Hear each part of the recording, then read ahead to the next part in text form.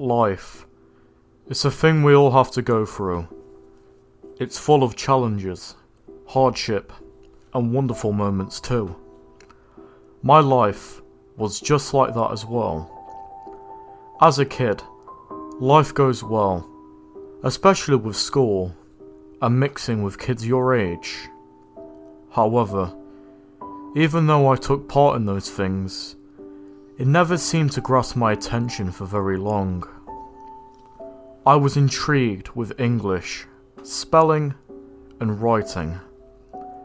It amazed me of the power of words, and how with a good idea, you can bring any idea to life. And yet, it felt like I was the only one who really took part in identifying and trying to improve on things. But alas, it wasn't all sunshine and rainbows, as I begun to notice some strange things. None of the other kids spoke back to the teachers, questioning the things they were told. I was the only one. All of the kids did everything around them, and never dedicated their time to learning a specific subject, or a specific kind of things. It was only me. At the end of it all, during break time, I was the kid who was reading books on how World War II affected the United Kingdom, while the other boys were out playing football or basketball. I never really had too many proper friends. I did hang around with other kids my age, typically because everybody else did, but I never really bonded with them that much. When it all seemed like things were going well, things changed. I became extremely specific with certain things. I could only eat certain things under certain conditions. While the other kids mix and match their meals, I was eating the same things on a repeat cycle. Now this never ever bothered me, but yet the feeling of envy always loomed close by. They can mix and match their things, they can have fun and enjoy themselves with these kind of foods, and yet I can't. I also learned that kids can be very judgmental, and not accepting of others who are different to them. Now this doesn't mean all kids, but a good chunk of them would always bully or tease somebody if their name was weird. Think of a foreign or a funny sounding name. Those kids became absolute punching bags for the others. I can still remember some of the insults they shot towards me when I was just trying to get by. Hey, why is your name weird? Why is it spelt like that? Why do you only eat these kind of foods? How about you eat something else? And it was relentless. They would always just pick on me, fight me, and just get in my head about all these things, but I tried to tune them out. Now my answer to these kind of things would be the teachers. They're supposed to be your safety net, somebody to go to for guidance, things like that. Nope. They made things worse. Eventually, I was berated, isolated, and punished for not meeting their standards. My clothing began to itch, feeling like it was scraping and rubbing against my skin, turning my body, feeling it awful, making me want to just rip it off my body immediately. And eventually, I could only wear specific clothing from specific brands and companies. And then, I couldn't even reach their standards for food. They had specific codes on what foods you could eat, and how much you were expected to eat. The common rule was everything you were given, or had prepared, must be eaten, with nothing remaining on the bag or the plates. I could not eat a single thing on the typical school menu, which led to punishment from the teachers. However, it wasn't all bad. Eventually, that stopped, with some help, and they stopped with the ridiculous rule that drove me insane. I learned I had a fascination for writing stories, and I learned some new things about history, and how things happen to change the course of the future. I was also amazed at maths. Calculating numbers in my head was a breeze, and most of the maths work were a cakewalk. I was optimizing and performing and fixing things, and overall getting better and getting myself into patterns that the others could not match. Then I'd begun to notice all of the kids hanging about with their friends, playing and speaking with each other. A cold feeling ran throughout my body as my skin shivered, and I'd begun to shake. I tried walking up to them to try and make friends with them, the same way everybody else did. If they can do it, why can't I? But when I did try, it went terribly.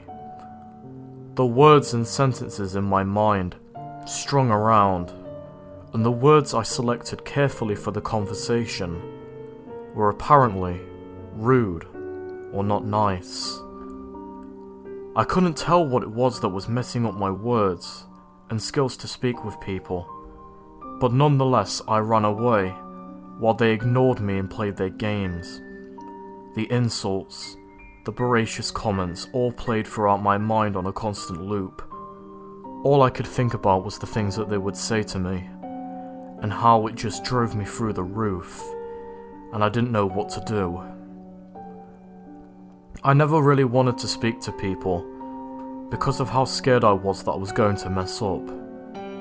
But at the same time, I wanted friends and to not be alone like other people. So I kind of drifted along while the feeling of jealousy spread throughout my entire body. Look at them all, hanging around with their friends, laughing and playing. Why can't I do that? Why does every time I try to do it, it's wrong and mean? Towards the end of my primary school life, I was still into things like writing, computers, and learning new things. But at the same time, socializing with other children was lacking.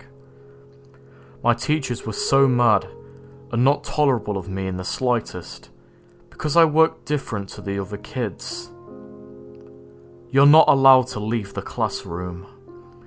Panic and dread flowed throughout me as I attempted to get past the teacher that was blocking the door.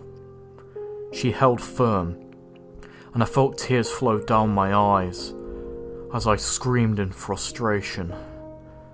I eventually broke down the window, hopped out, and ran to a nearby field where I almost left the school grounds while crying my eyes out.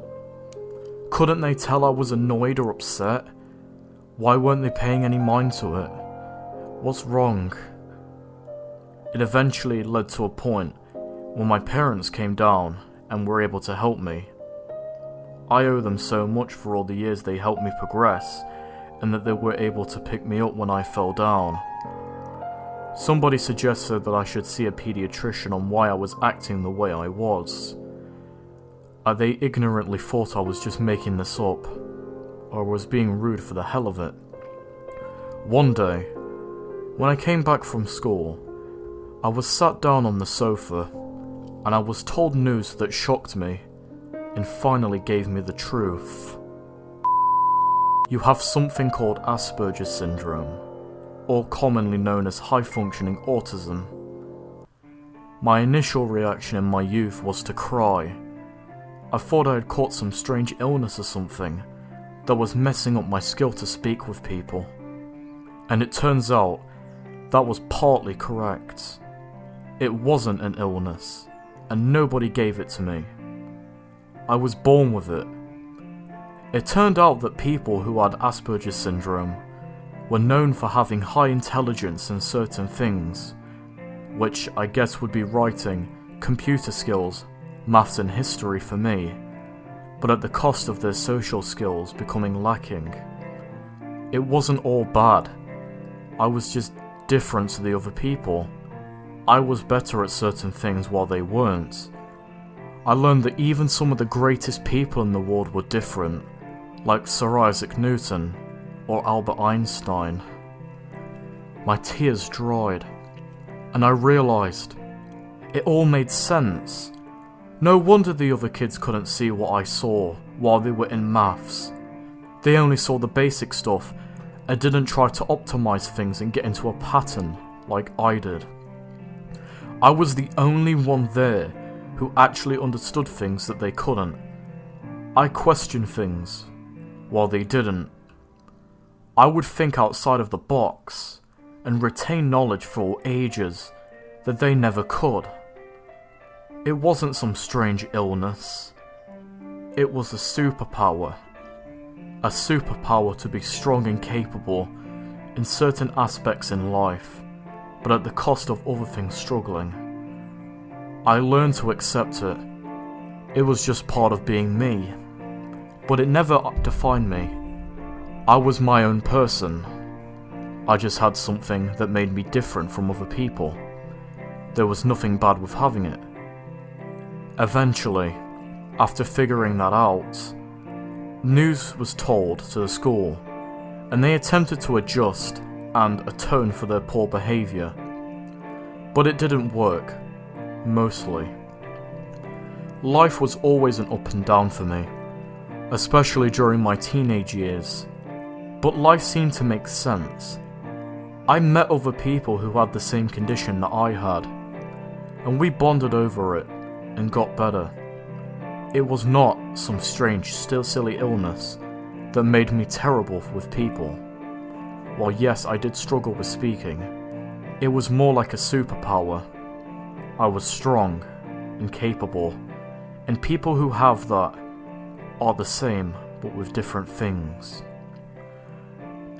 Which now brings me to the present day, April 7th, 2020. I think I'm going to make myself an identity online. So many people I had watched and listened to calm me down and help me out with all of my writing and other things were doing it. So I figured, why not I do it? It was easy. I would just have some fun while doing it as well. I was going to make myself known. Somebody unique. Somebody people can recognise and know for me. A place where I can spread my love for writing and playing video games. A place where other people like me can come and relax, and not feel like an outcast in life. I'm struggling with a name though. Oh wait, I just got a message on Discord. Finally, my friend had made me an intro, and a cute little character avatar. I got it. I think I have the perfect name for my identity online. I think the name The Dark Author suits me quite well.